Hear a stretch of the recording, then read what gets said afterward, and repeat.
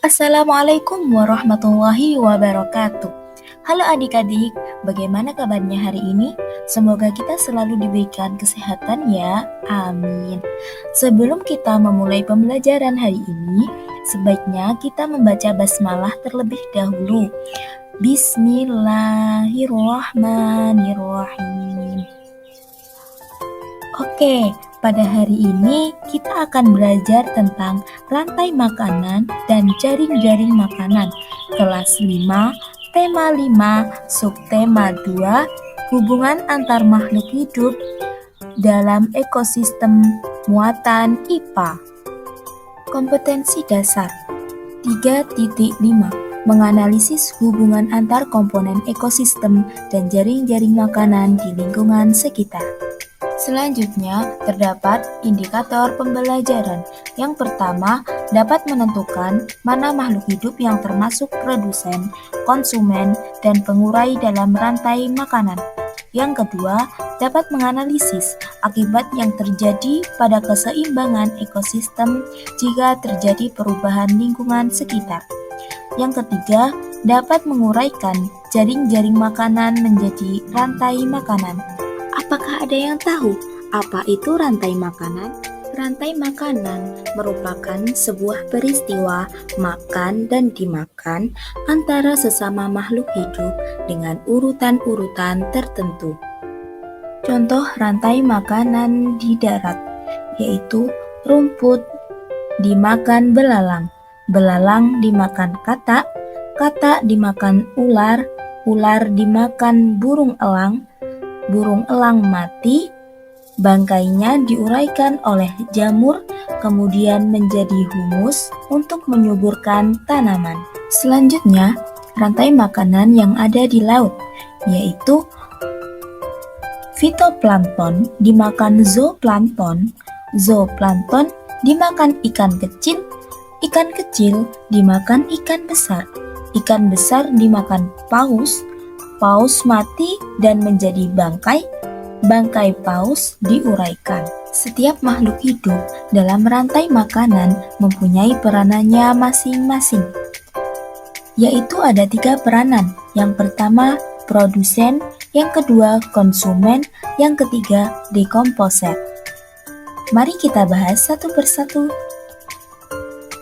Produsen, yaitu makhluk hidup yang dapat menghasilkan makanannya sendiri dengan bantuan sinar matahari. Mereka juga disebut dengan autotrof, atau makhluk hidup yang dapat menghasilkan makanannya sendiri. Lanjut ke konsumen, yaitu makhluk hidup yang tidak dapat menghasilkan makanannya sendiri. Mereka memakan produsen atau konsumen lain.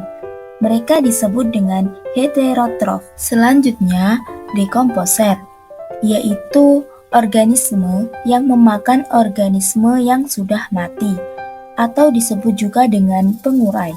Pengurai ada jamur atau bakteri. Apakah adik-adik tahu apa perbedaan rantai makanan dengan jaring-jaring makanan? Perhatikan contoh gambar rantai makanan.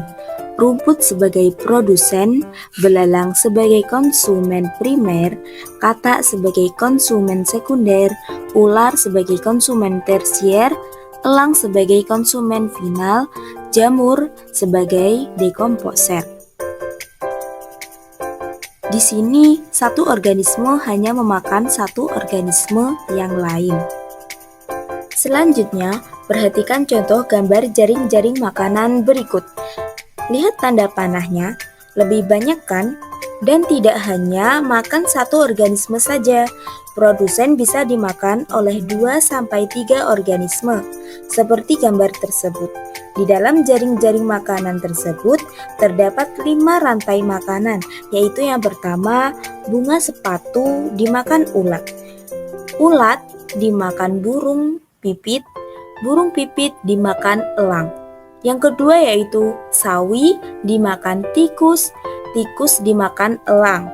Yang ketiga, sawi dimakan belalang, belalang dimakan katak, katak dimakan elang. 4. Sawi dimakan belalang, belalang dimakan burung pipit dimakan elang. 5. sawi dimakan ulat, ulat dimakan burung pipit dimakan elang. Mari kita lihat keduanya. Rantai makanan hanya memakan satu jenis organisme. Berbeda dengan jaring makanan.